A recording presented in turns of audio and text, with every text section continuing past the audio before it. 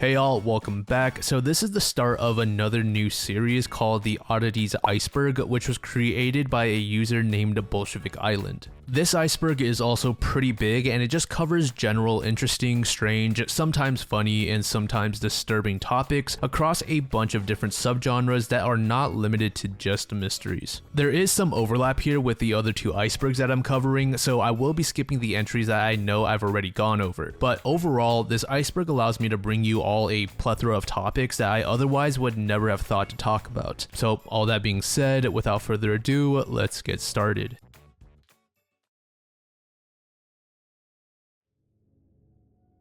The story of Charles II of Spain highlights the devastating consequences of prolonged inbreeding within royal families. Born in 1661, Charles II was the last Habsburg ruler of Spain and the result of generations of consanguineous marriages. The Habsburg dynasty was known for its practice of marrying within the family to maintain power and territorial control. This practice reached its peak with Charles, whose family tree was so intertwined that he was more inbred than if his parents had been brother and sister. At the time, some even believed that Charles was a victim of something such as witchcraft. He exhibited an extreme case of mandibular prognathism, commonly known as the Habsburg jaw, where the lower jaw protrudes significantly beyond the upper jaw. Contemporary accounts described him as, quote, so ugly as to cause fear, with an elongated skull and oversized tongue. Additionally, he was short in stature and experienced delayed physical development, not learning to walk until age 8. He suffered from frequent bouts of diarrhea and vomiting, indicating severe digestive problems. Researchers speculate that he may have had combined pituitary hormone deficiency, contributing to his growth issues and infertility. Furthermore, his mental capabilities were as severely compromised as his physical health. He exhibited significant developmental delays, not learning to speak until age 4 and struggling with basic education throughout his life. Signs of cognitive impairment were evident, and he displayed infantile behaviors such as deriving pleasure from counting objects.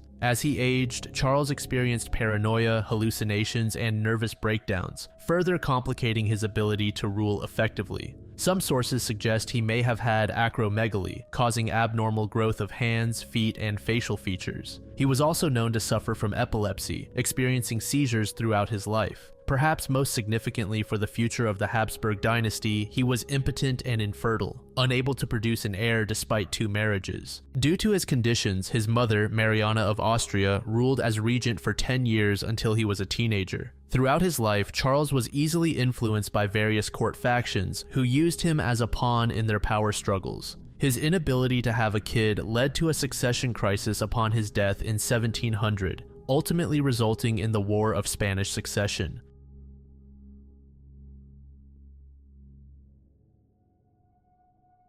The 23 enigma refers to the belief that the number 23 holds special significance and appears with unusual frequency in various contexts. This concept has fascinated people for decades, spawning numerous theories, cultural references, and even obsessions. The concept is often attributed to William S. Burroughs. Robert Anton Wilson, in a 1977 Fortean Times article, recounted an anecdote from him about a Captain Clark who had boasted of sailing for 23 years without an accident, only to have his ship sink that very day. This story, along with a coincidental plane crash involving another Captain Clark on Flight 23, sparked Burroughs' interest in the number. The idea gained further traction through various literary works over the years. The number 23 possesses several interesting mathematical characteristics. It is the 9th prime number and the smallest odd prime that is not a twin prime. It is also the 5th factorial prime and the 2nd Woodall prime. Interestingly, its digits 2 and 3 are both prime numbers, and the sum of its digits is also a prime number, making it an additive prime. Moreover, 2, 3, and 5 are the first 3 prime numbers, adding yet another layer.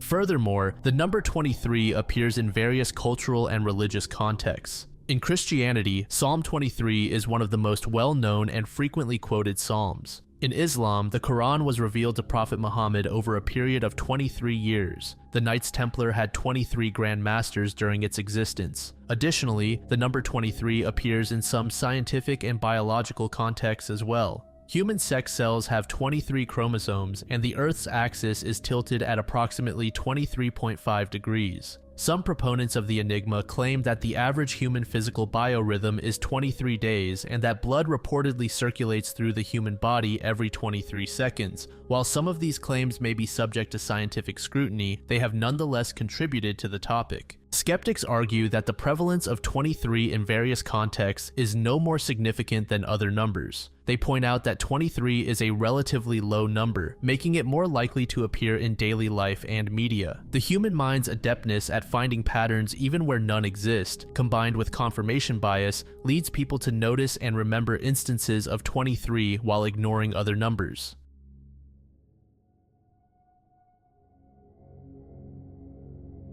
The Gombe Chimpanzee War occurred between 1974 and 1978 in Tanzania's Gombe Stream National Park. This conflict was documented by primatologist Dr. Jane Goodall and her team. Goodall's study of chimpanzees in Gombe began in 1960 under the guidance of paleoanthropologist Dr. Louis Leakey. This study was part of a broader effort to understand human evolution through the study of our closest living relatives. Over the years, Goodall's research revealed numerous similarities between chimps and humans, including tool use, complex social structures, and hunting behaviors. Initially, the scientific community viewed chimps as generally peaceful creatures living in harmony with nature. However, this perception was about to change dramatically with the events that unfolded in the early 1970s. The roots of the conflict can be traced back to 1971, when a significant change occurred in the Kasakela chimpanzee community that Goodall had been studying. The death of the alpha male, named Leakey, at the end of 1970 created a power vacuum with far-reaching consequences.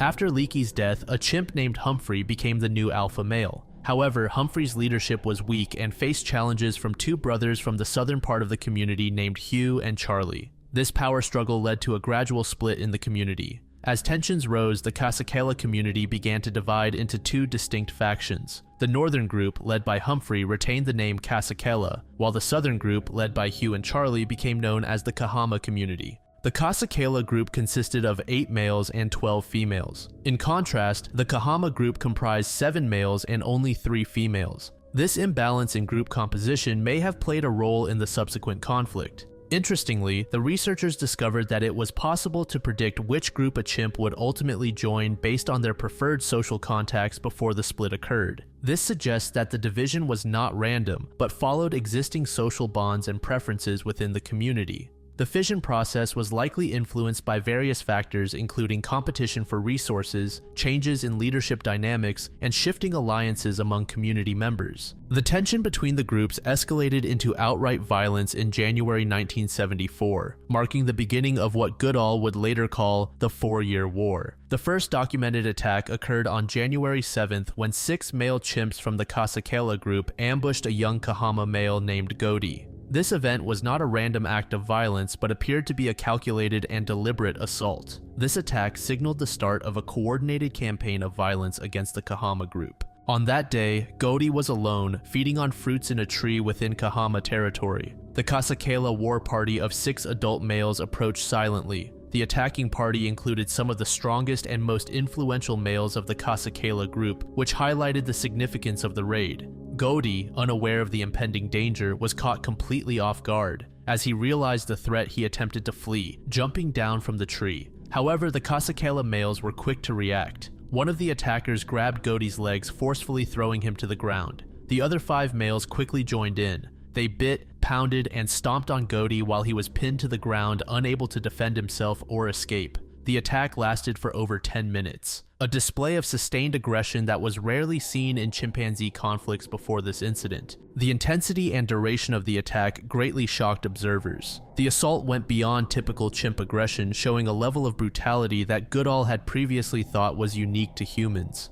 After the attack, the males suddenly scattered, leaving him severely injured on the forest floor. While he managed to crawl away, he was never seen again and was presumed to have died from his injuries. The fact that the attackers left without killing Godi outright but inflicted injuries severe enough to be fatal demonstrated a form of calculated violence that seemed to serve a broader strategic purpose, almost as if they wanted to send a message or threat. The attack established a pattern of behavior that would characterize the entire 4-year conflict. It demonstrated that the Kasakela group was willing and able to organize themselves into war parties, enter enemy territory, and inflict severe damage on their opponents. In the wake of this initial attack, both groups became increasingly wary and aggressive. The Kahama group became more vigilant and defensive. However, their smaller size and the loss of Godi put them at a significant disadvantage. The Kasekela group seemed to have developed a taste for this type of warfare, and their tactics became more refined with each subsequent raid. They would often wait for opportunities when Kahama members were isolated before striking, just like with the incident involving Godi. These raids were not daily occurrences, but happened sporadically over the 4 years. Each attack weakened the Kahama group and strengthened the Kasekela's dominance. The Kahama lived in constant fear of attack, while the Kasekela grew more confident and aggressive. The group continued their aggressive raids into Kahama territory. Their next target was Day, another Kahama male. The details of Day's death are not as well documented as Godi's, but researchers believe he was also ambushed while alone and beaten to death by a group. One of the most disturbing incidents in this conflict involved the death of Goliath, an older Kahama male who had once been a high-ranking member of the unified Kasekela community. Despite his former status and previous friendly relations with many Kasekela members, he was not spared. In a particularly brutal attack, 5 Kasekela males, including some of Goliath's former friends, attacked him. The assault was so violent that one of the attackers, a chimp named Satan, was observed drinking blood from Goliath's wounds. Goliath survived the initial attack but succumbed to his injuries the following day. The death of Goliath was followed by the elimination of Charlie, one of the brothers who had led the Kahama split. However, the violence was not limited to adult males. Researchers observed that some Kahama females were also killed during this period. Interestingly, some females were treated differently. Instead of being killed, they were forcibly integrated into the Kasekela group. One of the most prolonged and dramatic periods of this conflict was the fate of Sniff, the youngest of the original Kahama males. Sniff managed to survive alone for an extended window. However, in 1978, Sniff's luck finally ran out. He was killed by the Kasekelas, which marked the end of the male lineage.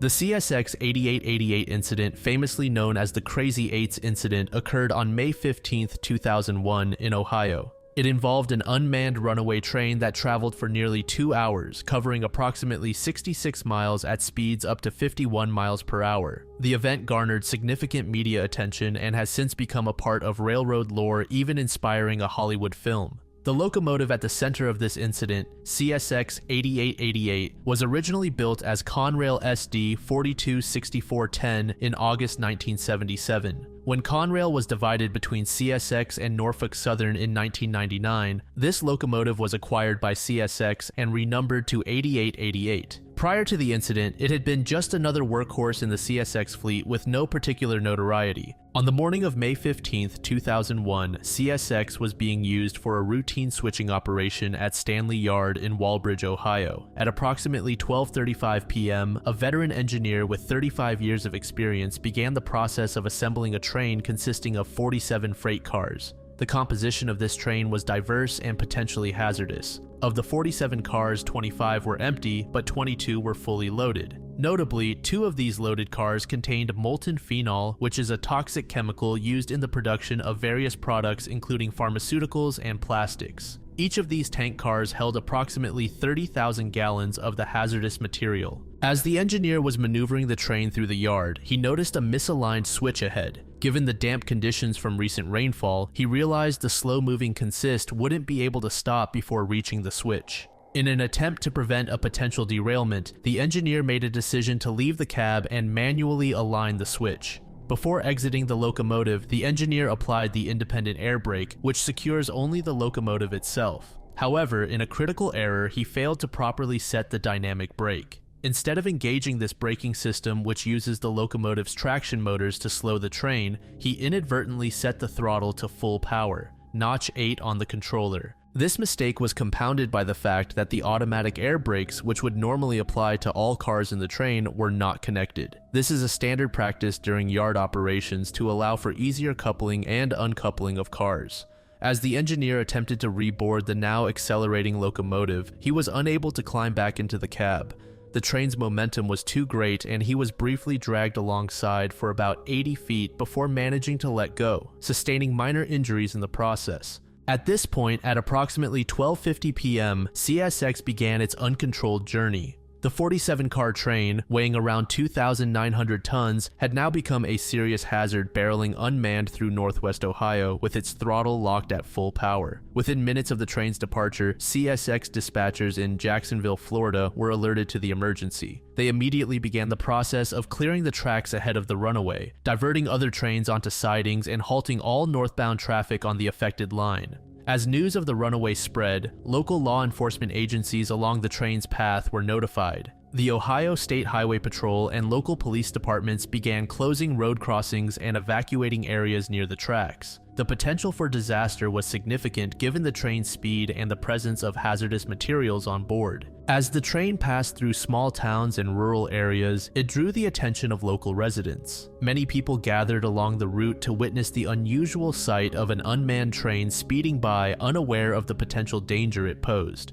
The runaway's journey took it through several counties, including Wood, Hancock, and Hardin. Each passing mile increased the risk of derailment, especially at curves and switches. The train's excessive speed caused it to lean dangerously on curves, with witnesses reporting seeing sparks fly as the wheels scraped against the rails. Several attempts were made to stop the runaway train. An attempt to derail the train using a portable derailleur failed, with the force of the moving train simply throwing the derailleur off the track. Police officers attempted to engage the red fuel cutoff button by shooting at it. This effort proved ineffective after 3 shots mistakenly hit the larger red fuel cap. The fuel cutoff on this model of locomotive requires the button to be pressed for several seconds to activate. A northbound freight train was directed onto a siding. Its crew uncoupled locomotive CSX 8392 and prepared to chase the runaway. Jesse Knowlton, a veteran with 31 years of service, and Terry Forson, who had only about a year's experience, were the two assigned to the mission.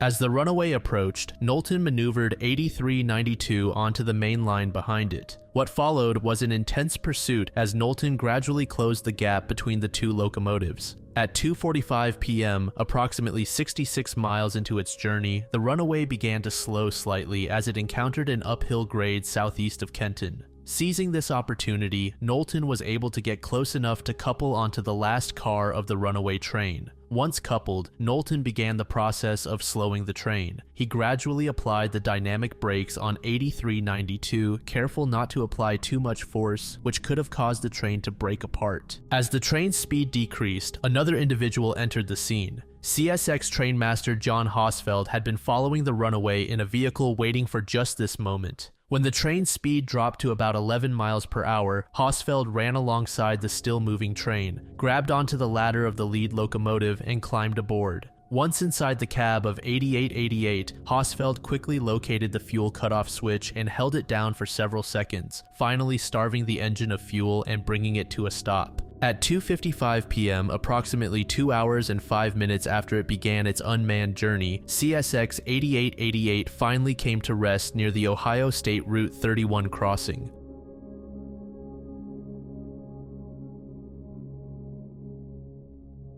The Donner Party refers to an ill-fated group of pioneers who set out for California in 1846, only to become trapped in the Sierra Nevada mountains during a brutal winter. The journey began in Springfield, Illinois on April 12, 1846. A group of families embarked on what they hoped would be a transformative journey to California, then a part of Mexico. The core of this group consisted of the families of brothers George and Jacob Donner, along with James F. Reed and his family. George Donner, the oldest of the two brothers at around 60 years old, was a successful farmer who had previously moved from North Carolina to Illinois in search of better opportunities. His younger brother Jacob, 56, had followed a similar path. Both men were well respected in their community and had accumulated considerable wealth through their farming endeavors. Despite their relative comfort in Illinois, the promise of abundant, fertile land in California proved too tempting to resist.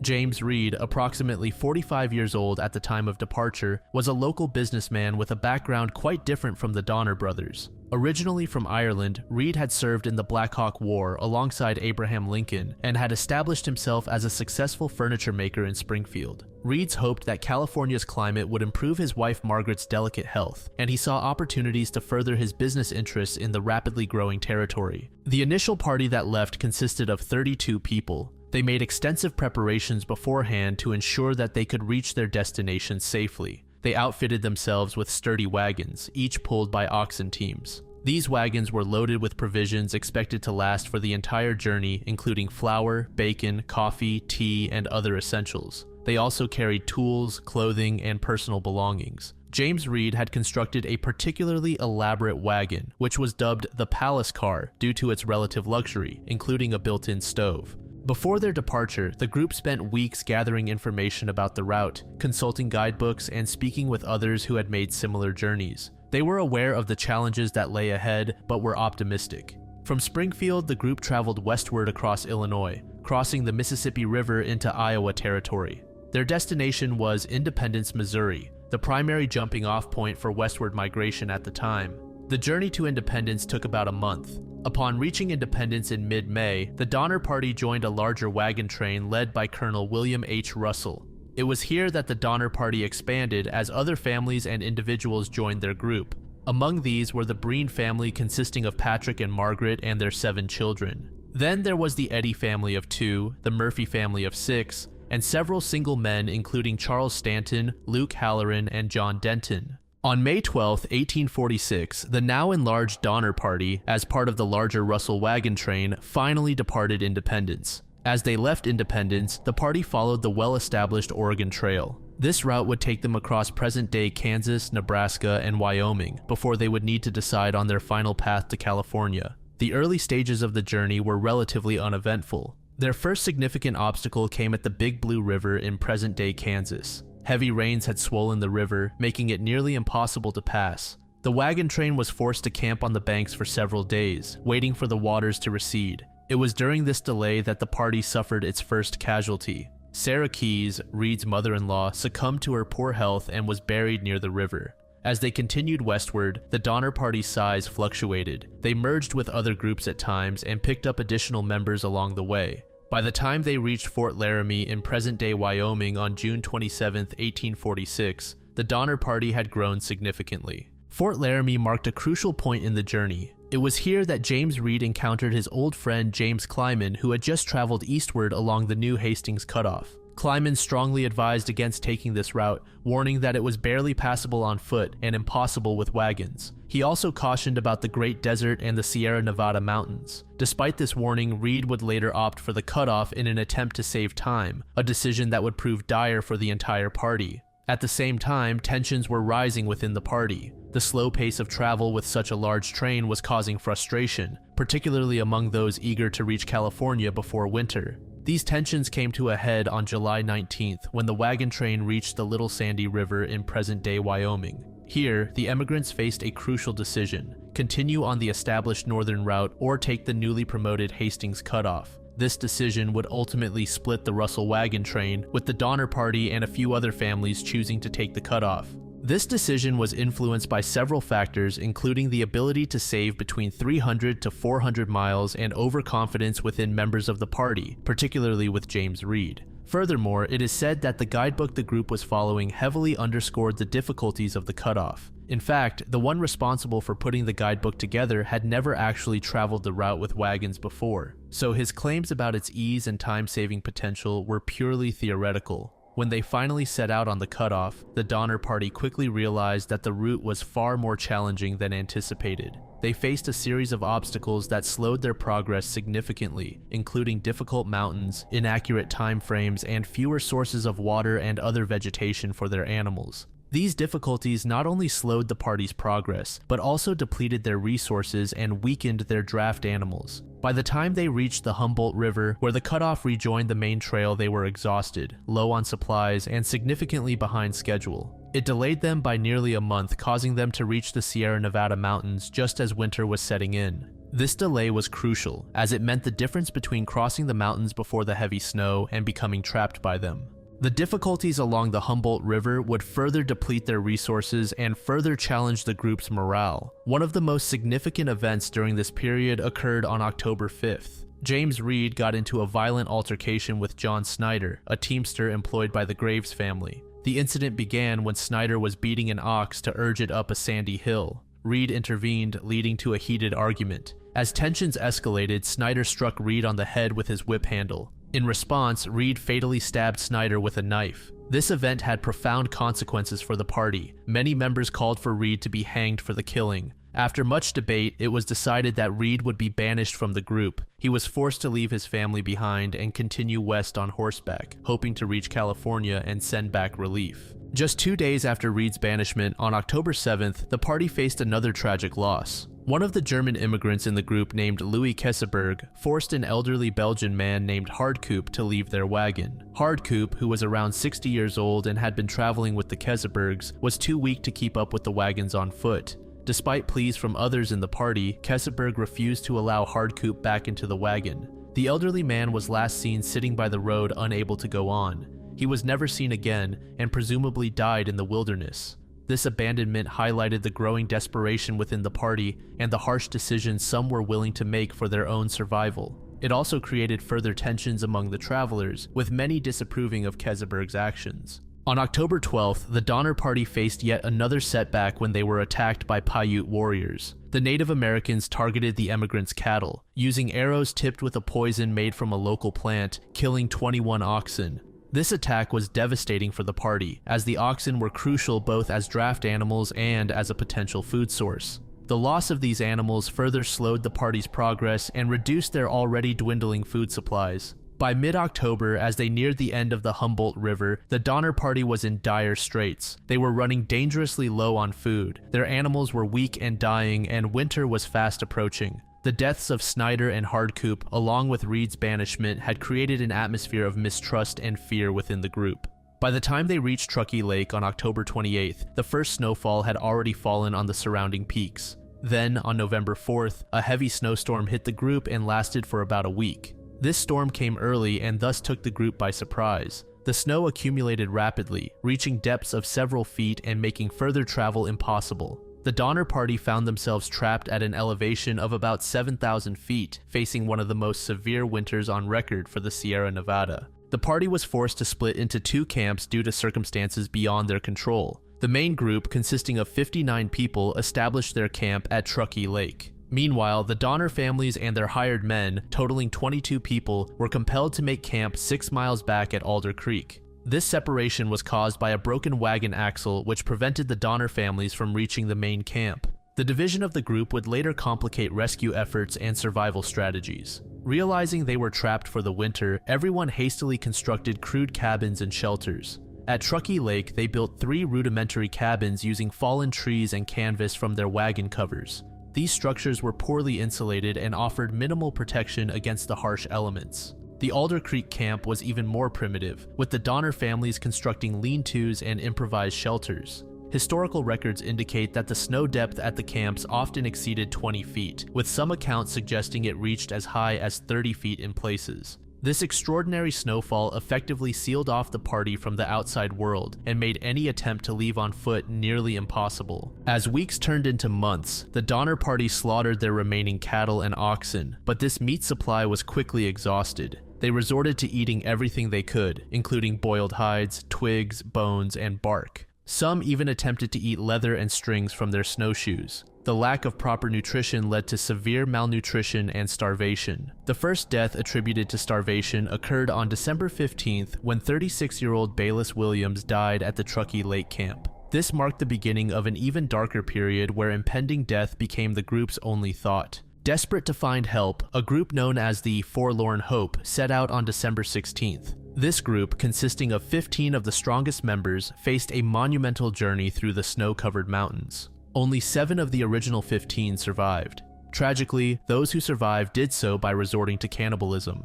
Back at the camps, conditions continued to deteriorate. The snow was so deep that it often buried the cabins, forcing the occupants to dig tunnels to the surface for air and to dispose of waste. Sanitation became a severe problem, contributing to the spread of disease. Many suffered from frostbite, and some developed gangrene in their extremities. As starvation set in and deaths became more frequent, some members of the party also resorted to cannibalism as a last desperate measure to survive. Meanwhile, Reed, who had been banished from the group earlier, had managed to reach Sutter's Fort in California. Upon learning of the party's struggle, Reed immediately began organizing rescue efforts. However, these efforts were significantly hampered by the ongoing Mexican-American War, which had drawn away many able-bodied men from the region. Despite these challenges, the first rescue party was assembled and set out in late January 1847. This group consisted of 7 men, including Reed. They reached the camps in mid-February and found a nightmarish scene. Many of the survivors were severely emaciated, suffering from frostbite and various illnesses. The rescuers were able to evacuate 23 survivors, primarily children, in this initial effort.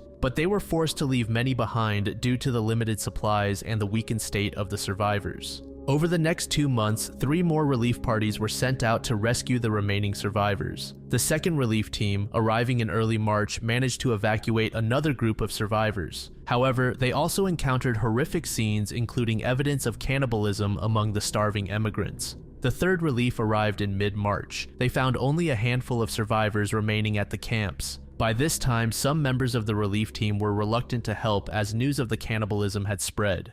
The fourth and final relief party reached the camps in mid-April. During this trip, their primary goal was to recover any remaining property and to bury the dead. They found only one survivor, Louis Keseberg, whose survival and alleged actions during the ordeal would later become a subject of controversy. These rescue efforts were not without their own tragedies. Some of the weakened survivors died during the evacuation attempts, unable to withstand the taxing journey out of the mountains.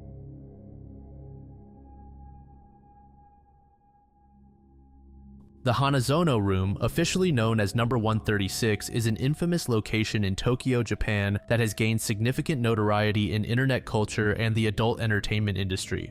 It's located on the top floor of the Sun Mall Crest condominium in Tokyo's Shinjuku district. The most distinctive feature of the room is its indoor swimming pool, which has become the focal point. The room's journey to notoriety began around 2004 when it started being used frequently for swimsuit modeling photo shoots and low-budget films. Its popularity for these purposes was largely due to its proximity to Japanese gravure and studio companies, as well as the limited budgets of these productions which restricted their location options. By the late 2000s, images of the pool from various adult films began circulating in Japanese internet communities. It was during this period when people began to refer to it as, quote, that pool, cementing itself as an internet meme and a staple in Japanese pop culture. It has even been referenced in various Japanese media, including movies and anime.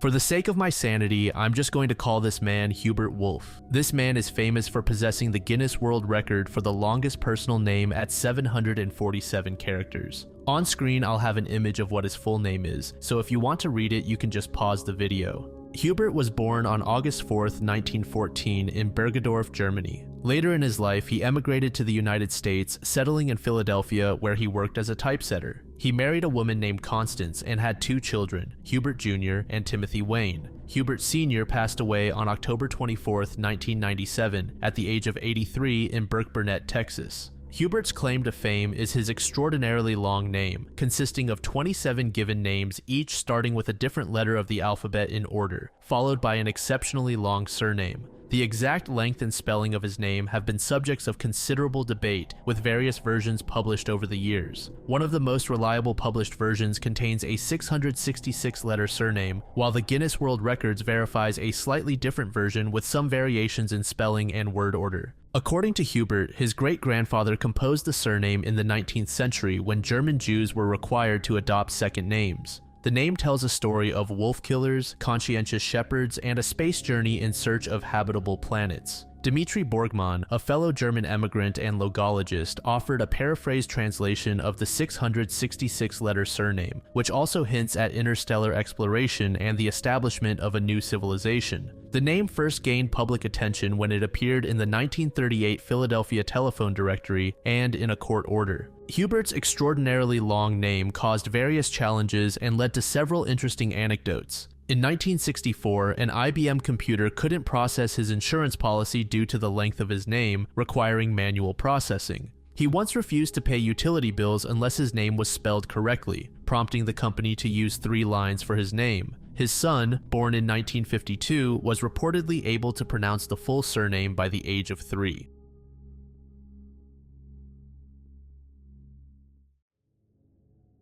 The Library of Babel website is an intriguing digital interpretation of Jorge Luis Borges' story, The Library of Babel, originally published in 1941. This online project, created by Brooklyn author and programmer Jonathan Bazile in 2015, brings to life Borges's concept of a universal library containing every possible combination of characters. The story describes a universe in the form of a vast library containing all possible 410-page books created from a specific set of characters. In Borges's story, the library is composed of an indefinite number of hexagonal galleries, each containing 4 walls of bookshelves, with the remaining 2 walls opening to other identical galleries. This structure extends seemingly infinitely in all directions, including vertically through spiral staircases. The website brings this concept into the digital realm, allowing users to interact with and explore a virtual version of Borges's universal library. The site simulates the library's contents using an algorithm rather than actually storing all possible text combinations, which would require an immense amount of digital storage. The digital library of Babel contains all possible combinations of 3,200 characters using 25 symbols, resulting in approximately 10 to the power of 4,677 books. The library is organized into numbered digital hexagons, with 4 walls per hexagon, 20 shelves per wall, and 640 volumes per hexagon. The Library of Babel website offers users 3 primary ways to interact with its contents. Random selection, where the site can randomly pick one of the thousands of volumes, manual browsing, allowing users to navigate through the library structure, and text search, where visitors can search for specific text within the library. Additionally, the site includes an Anglicize feature that highlights words and word clusters within the largely nonsensical text, making it easier for users to find meaningful content. The website serves as a powerful tool for contemplation and reflection on various philosophical concepts. It explores the idea of infinity, as the sheer scale of the library, while not technically infinite, is so vast as to be practically indistinguishable from infinity for human comprehension. It also raises questions about knowledge and meaning, as the library contains every possible text, including all true information ever written or that could be written. However, this truth is drowned in an ocean of nonsense, raising questions about the nature of knowledge and how we derive meaning. The library's contents are both random and deterministic, mirroring philosophical debates about free will and predestination. Lastly, it highlights the limits of human understanding, emphasizing the gap between human cognitive capabilities and the vastness of potential information. The creator stated that he conceived the idea for the website while lying in bed, initially assuming such a project must already exist given its apparent alignment with computer capabilities. Jonathan describes the project as a reluctant destiny, suggesting a sense of obligation or inevitability in bringing Borges's concept to digital life. Currently a PhD student in comparative literature, he has shifted his focus from programming to writing, using the Library of Babel project as a springboard for further academic work.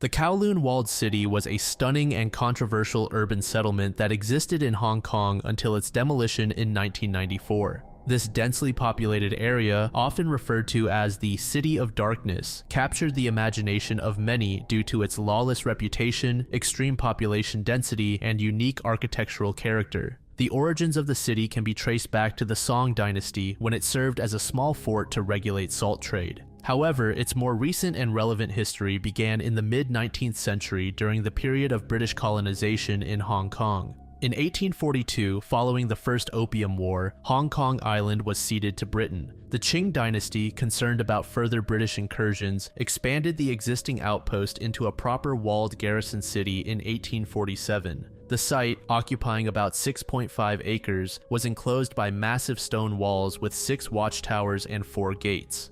The key moment in the walled city's history came in 1898 when Britain leased the new territories from China for 99 years. The Kowloon walled city, due to its unique status, was excluded from this agreement. This created a jurisdictional gray area that would define the site's future. In 1899, British forces expelled Qing officials from the walled city, but China never relinquished its claim to the territory. This resulted in a situation where neither the British colonial government nor the Chinese authorities took active responsibility for the area's administration. This led to the walled city's transformation into an ungoverned society. The Kowloon walled city's physical development was organic and unplanned, resulting in a unique architectural form that fascinated architects and urban planners. The lack of government oversight or building regulations allowed for unconventional construction methods and extreme density. By the 1970s, the population had swelled dramatically due to an influx of refugees from mainland China. The limited space and increasing demand led to vertical expansion, with buildings reaching up to 14 stories high. The density was staggering, with an estimated 33,000 people living within the 2.7-hectare area at its peak, making it potentially the most densely populated place on Earth at the time.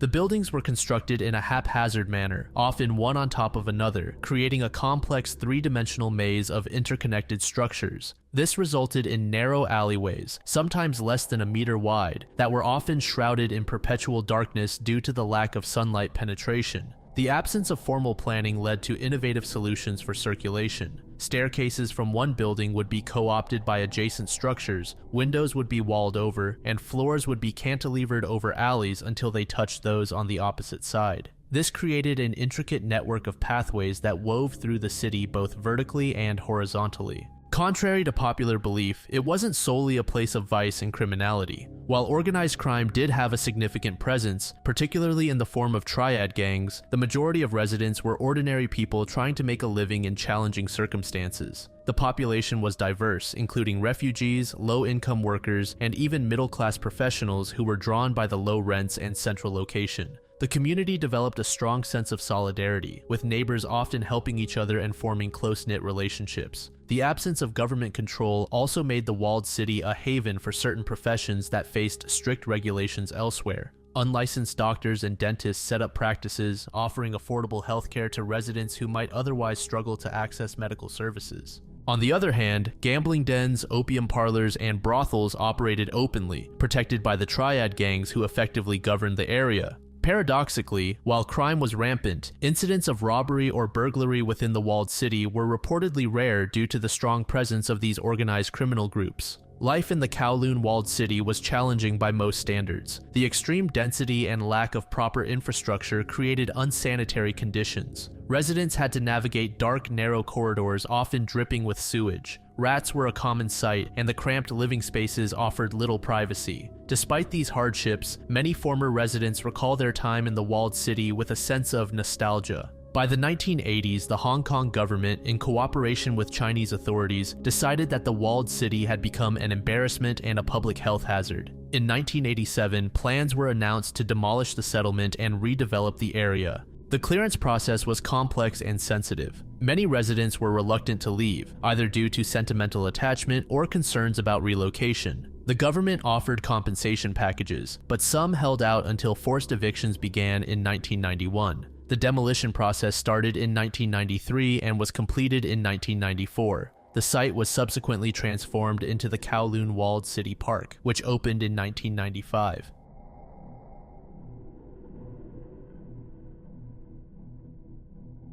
The Aztec crystal skulls revolve around archaeological fraud. These quartz carvings, claimed to be pre-Columbian Mesoamerican artifacts, first emerged in the 1860s. The skulls range from small amulets to larger-than-life sculptures. They are carved from clear or milky white quartz, often referred to as rock crystal. Many share eerily lifelike features, including intricate teeth and eye sockets, with some, like the Mitchell-Hedges skull, even boasting detachable jaws. A central figure with these skulls is Eugene Bobon, a French antiquities dealer who operated in Mexico City between 1860 and 1880. Despite not being a professional archaeologist, he claimed to be an expert when it came to Mesoamerican artifacts. In 1881, the first widely known crystal skull appeared in Eugene's Paris shop. He attempted to sell it to Mexico's National Museum as an Aztec artifact, but was unsuccessful. The skull eventually made its way to the British Museum via Tiffany & Company in New York. Several major museums acquired crystal skulls in the late 19th and early 20th centuries, including the British Museum in 1897, the Musée de l'Homme in Paris, and the Smithsonian Institution.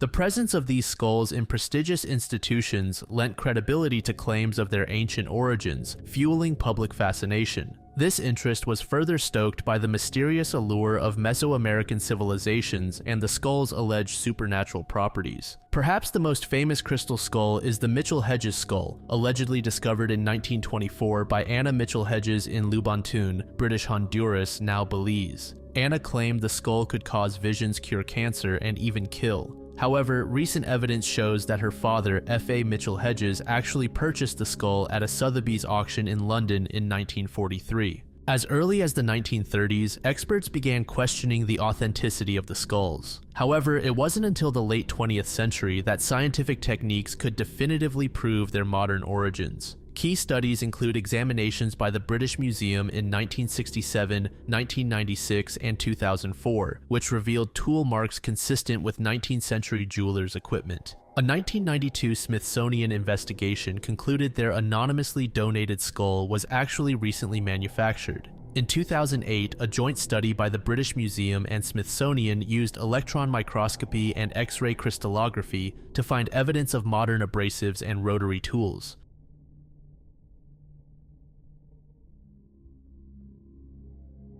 The ghost of Kyiv emerged as an intriguing story during the early days of Russia's invasion of Ukraine in 2022. This figure, purportedly a Ukrainian fighter pilot of exceptional skill, became a symbol of resistance and hope for Ukrainians. The ghost of Kyiv story began circulating on social media platforms within the first 30 hours of the invasion. Initial claims described a MiG-29 pilot who had allegedly shot down 6 Russian aircraft over Kyiv during the opening phase of the conflict. As the story gained traction, the pilot's alleged achievements grew exponentially. Some accounts inflated the number of downed Russian aircraft to as many as 40, which would have made the ghost of Kyiv the first fighter ace of the 21st century had it been true. The Ukrainian Ministry of Defense contributed to the story's spread, suggesting that if confirmed, the ghost of Kyiv could be one of many experienced reserve pilots who had returned to active duty following the invasion. They referred to this mysterious figure as the Air Avenger in a tweet, further fueling public imagination. Various Ukrainian officials and government entities played a role as well. Former Ukrainian President Petro Poroshenko shared a photograph on Twitter, claiming it depicted the ghost. This image was later revealed to be from a 2019 Ministry of Defense post, unrelated to the current conflict. On February 27, 2022, the Security Service of Ukraine stated in a Facebook post that the ghost had shot down 10 Russian aircraft. The Armed Forces of Ukraine shared a Facebook post featuring a helmeted pilot with the caption, "Hello occupier, I'm coming for your soul." These official endorsements lent some credibility to the story, despite the lack of concrete evidence or confirmation of the pilot's identity. As the Ghost of Kyiv narrative gained international attention, skepticism began to grow among military experts and journalists. Several factors contributed to the debunking of the myth. By March 2, 2022, no official sources had confirmed either the identity of the pilot or an official record of their achievements. Justin Bronk of the British Royal United Services Institute pointed out that the claimed number of aircraft shot down was highly exaggerated. He noted that Russia had only suffered 25 confirmed fixed-wing aircraft losses, most of which were attributed to surface-to-air missile systems or man-portable air defense systems, not air-to-air combat. On April 30, 2022, Ukraine's Air Force Command officially admitted the mythical status of the ghost. They described it as a superhero legend whose character was created by Ukrainians, and emphasized that it represented the collective spirit of Ukraine's highly qualified pilots. The Ukrainian military also refuted claims that Major Stepan Tarabalka, a real pilot who died in combat on March 13th, was the ghost of Kyiv. While Tarabalka was posthumously awarded the title Hero of Ukraine, he was not the mythical ace pilot.